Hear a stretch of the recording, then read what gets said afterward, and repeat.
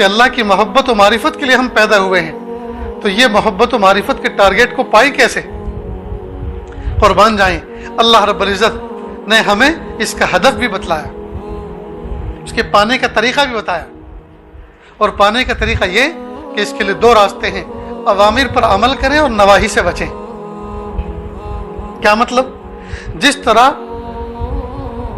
Railway track ہوتی ہے، rail کی پٹری ہوتی ہیں اور دو ہوتی ہیں،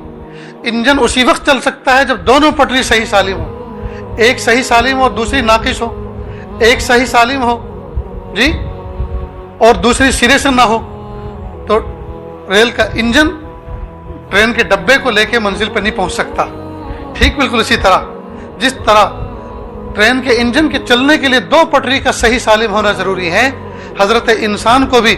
جی دو چیزوں پر عمل کرنا ضروری ہے، اور وہ یہ کہ اوامر پر عمل کریں اور نواہی سے بچیں۔ اوامر کسے کہتے ہیں؟ اللہ پاک نے جو کاموں کے آرڈرز دیے ہیں، جن کاموں کے کرنے کے اللہ پاک نے احکام دیے ہیں، ان احکام کو فالو کریں، اور جن کاموں کے نہ کرنے کے اللہ پاک نے حکم دیا ہے ان کاموں سے بچیں۔ اب ہم میں سے کتنے ایسے ہیں جو ماشاءاللہ بہت سے اوامر پر عمل کرتے ہیں لیکن نواہی سے نہیں بچتے؟ بہت سے وہ ہیں جو نواہی سے بچتے ہیں لیکن اوامر پر عمل نہیں کرتے۔ ایک وہ ہیں جو 5 وقت نماز پڑھتے ہیں، رمضان کے روزے رکھتے ہیں، تلاوت ذکر و اذکار کرتے ہیں، حج عمرے ہو چکے ہیں اور کرنے کا ارادہ بھی ہے، اوامر پر عمل کرتے ہیں، لیکن ان کی نگاہیں قابو میں نہیں، زبان قابو میں نہیں، جذبات قابو میں نہیں، تو یہ نواہی سے نہیں بچتے۔ اور کچھ ایسے ہیں جو ایک دن کی نماز نہیں پڑھتے زندگی میں، اور دوسرے نیک اعمال نہیں کرتے لیکن گناہوں سے بچتے ہیں، کسی کی بہو بیٹی کو نہیں دیکھتے، زبان قابو میں، اخلاق بہت اچھے،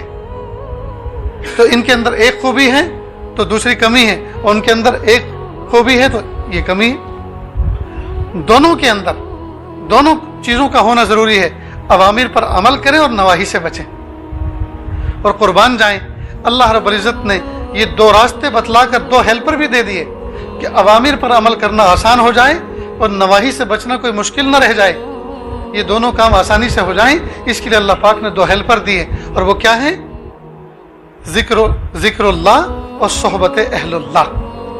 جو بندہ ذکر اللہ کرتا ہے، قرآن پاک کی تلاوت کرتا ہے، اللہ کا ذکر کرتا ہے اور اللہ والوں کی صحبت کو اپناتا ہے، تو ان دونوں کی برکت سے اللہ پاک دونوں پہ عمل کرنا آسان کر دیتے ہیں، یعنی اوامر پر عمل کرنا آسان کر دیتے ہیں، نواہی سے بچنا آسان فرما دیتے ہیں۔ یہ ہے اسلام کا نصاب، یہ ہے سلیبس اسلام کا، بس اتنا سا کام کرنا ہے، جن کاموں سے منع کیا ان سے بچیں۔ اور عجیب بات یہ ہے کہ ہم لوگ فزیکل لائف کو نقصان دینے والی چیزیں جو ہوتی ہیں ان سے بچتے ہیں۔ مثلا آپ کسی دوست کے پاس جائیں اور چاکلیٹ بھری ہوئی ڈش لے کر آئے، ایک پلیٹ لے کر آئے چاکلیٹ سے بھری، کہ دنیا جہان کی یہ چاکلیٹیں بڑی قیمتی چاکلیٹ ہیں، لیکن ان میں سے کوئی ایک زہر کی ہے، یہ پتہ نہیں ہے کون سی ہے، تو ایک بھی کھائیں گے کوئی؟ یہ جو ڈش بھری ہوئی ہے، یہ جو پلیٹ بھری ہوئی ہے، یہ ساری عجیب عجیب ملکوں سے آئی ہیں اور بڑی خوش ذائقہ ہیں، لیکن ایک چاکلیٹ اس میں سے زہر کی ہے، یہ پتہ نہیں وہ کون سی ہے، تو جسم کو نقصان نہ پہنچا دے، کیا پتہ جو میں اٹھا کے کھاؤں وہی زہر کی ہو، تو ہم ایک کو بھی ہاتھ نہیں لگاتے، ایسا ہی ہے نا؟ تو جسم کے نقصان سے بچنے کے لیے ہم اتنی احتیاط کرتے ہیں، پھر روح کے نقصان دینے والے اعمال سے بچنے کی کوئی اہتمام نہیں کرتے۔